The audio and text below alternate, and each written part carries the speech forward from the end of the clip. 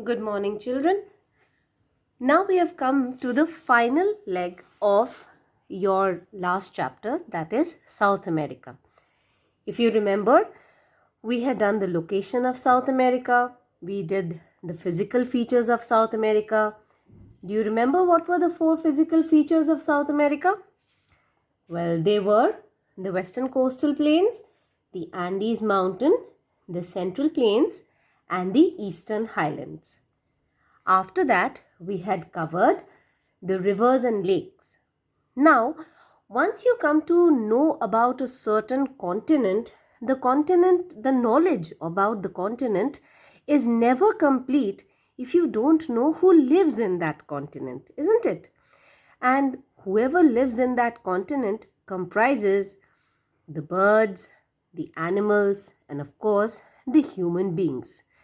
And basically, in today's cosmopolitan world, there is not much difference between the city dwellers of, say, India, Australia, America, North America, South America.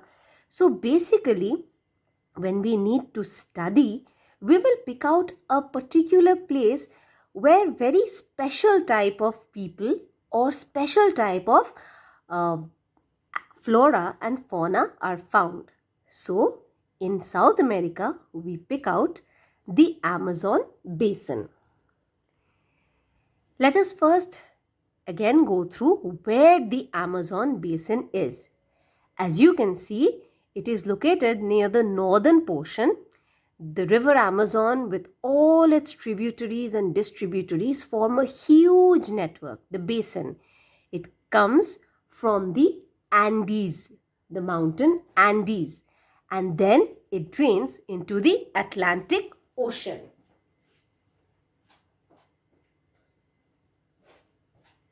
Now, the Amazon basin is located where the equator passes through it, and we know that the equatorial region is the hottest region of the world. Why is that? Because the direct rays of the sun fall on the equator. So this is the region which is the hottest in the world. So this portion of the Amazon basin is a very hot and humid region. So I think you should open to page number 115, where it is said that the Amazon basin is drained by the river Amazon and they are known as the equatorial forests. Why are they known as the equatorial forests? Because the river basin stretches across the equator. So the climate is very hot. And what happens is that since the climate is very hot, constant evaporation takes place from the water bodies, and we know that the Amazon has a lot of tributaries. You can see it from here. So there's a lot of evaporation that takes place.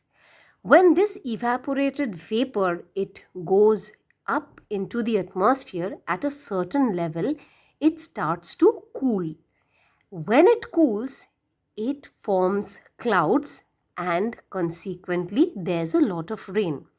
Now it would probably surprise you to know that this is a daily phenomena out here. So in the equatorial region, a daily phenomena is an evening shower. It is so precise that often it is named as the 4 o'clock shower.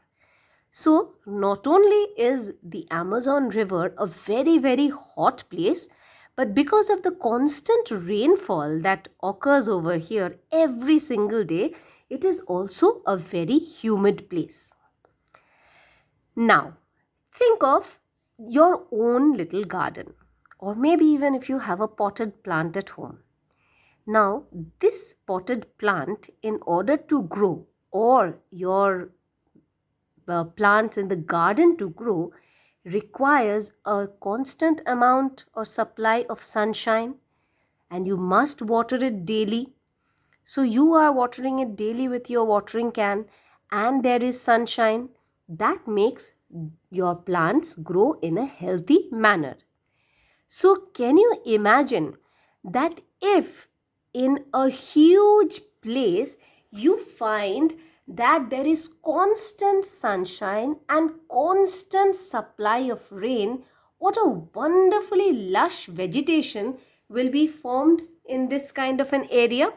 So, I can say that the Amazon basin is the largest rainforest. And why do we call it the rainforest? We call it the rainforest because this forest basically thrives on a lot of rainfall. It is a dense forest and includes a wide variety of plants and animal species. So, some of the animals of this area, they are very, very unique in nature. For example, look at the birds.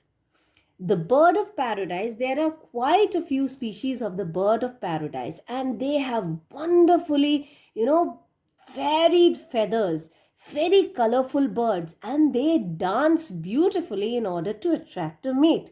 So they are extremely beautiful. The hummingbird, has any one of you seen a hummingbird? A hummingbird, if you actually see one, you at the first glance, you'll actually mistake it for a bumblebee. It is so small. It is very small. It thrives on the nectar and it goes on flapping its wings at an incredibly fast rate. And the last one which you can see here is a toucan. Don't confuse it with a hornbill, because the difference between a toucan and a hornbill is that a hornbill has a protrusion on its nose over here.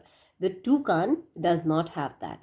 So these are just three of the birds that I did include in my PowerPoint, because that is what the book says. But otherwise, South America has a wide variety of bird species. Coming to animals, there are many different kinds of animals. The capuchin monkey, the proboscis monkey, there are many different kinds of monkeys. And the sloth bear is also a very interesting species over here. It looks very cute, but then it's one of the really, really slow animals of the world. The last one is a tapir, and it feeds on ants. It goes to the anthill, it destroys the ant. If you can see in this animated picture, it has a long nose, and it puts the long nose in the anthill, sticks its sticky tongue inside the anthill, breaks it with its claws, and then finally feasts on the ants. Moving on to the kind of life that we can see in the water. Now, there are different kinds of species of snakes, fish, and also frogs in South America. Some of them which you will find in your book is that the anaconda, the world's longest snake. I'm sure that you all know about the anaconda. The boa constrictor, it's also a very, very strong snake, and it wraps itself around its prey, and before squeezing the life out of it and then devouring it. The electric eel, that's also like a snake, but it is charged. It's filled with electrical charge. So if you touch it, it will in all probabilities give you a shock. Now that's a really shocking thing. And the last one here is a piranha. A piranha is a type of fish which has a set of very sharp teeth, and they are carnivorous fish, and a piranha generally moves in groups.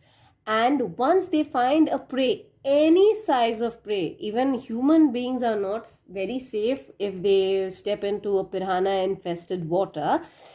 The piranha works very fast with its razor sharp teeth, nibble, nibble, nibble, nibble, nibble, and in a group it finishes off its prey in a matter of minutes. So this is the water life that you can expect to find in the Amazon. Moving ahead, of course, to the people. The indigenous people are tribals, and they maintain a distance from the city dwellers. which is why their lives are not very influenced by the kind of life that we people live in the cities. So they have their own types of clothing. Can you see that the way they have embellished themselves, these different kind of things, and they have these piercings. It's normal for these people. So they are basically, they live a very nomadic life, and that's traditionally what they do. And they do not marry outside their clans, so they are very, very indigenous. They live in villages, of course, and they live a nomadic life, which means what they do is basically they are hunters and gatherers, and they also do some cultivation. They cultivate the crops. This is the kind of village that they live in. They are, since they are living in a forested area, they generally like to live together, and because there is safety in numbers, and they gather together and live in the village. They clear a certain area to make their temporary village. And what they do is that, since they are not very what should I say, they are not very technically advanced, they do not, we have already studied major types of agriculture and crops. They don't do any kind of extensive farming, which means they don't have tractors, they don't have pesticides, they don't use fertilizers. They are very much dependent upon nature itself. So they practice the slash and burn agriculture, which is actually very harmful for nature. So what they do is that they choose a certain area. They chop down the trees of that area, you see, and then they burn the trees. Once they burn the tree, whatever ash is found, they sprinkle the ash on the ground. That is supposed to work as the natural fertilizer. Then they cultivate their crops over there, and so obviously that is not going to last them for long. So maybe one season or 2 seasons after that, the land becomes very barren and fallow. They then leave that land and move on to another place where they again chop off the land. Chop off the trees. So you see, this is a very harmful practice, the slash and burn agriculture. So I can say that, or maybe you might also feel that these indigenous people from the Amazon basin, one thing is that since they are maintaining a distance from the city dwellers, they are actually carrying on with their own heritage, which is very good. They are not amalgamating with the others and, practicing a hybrid culture. On one hand, this is good, but on the other hand, just because they are not imbibing the modern technology, they are actually harming the nature by chopping down so many trees and then burning them and leaving the land fallow for nature to regenerate. And naturally, nature takes a lot of time to regenerate itself. So on one hand, this is good. On the other hand, it is not so good. So children, we'll leave it till here. Till we meet the next time, please study the chapter well, and in the next day, we'll complete the chapter. Thank you.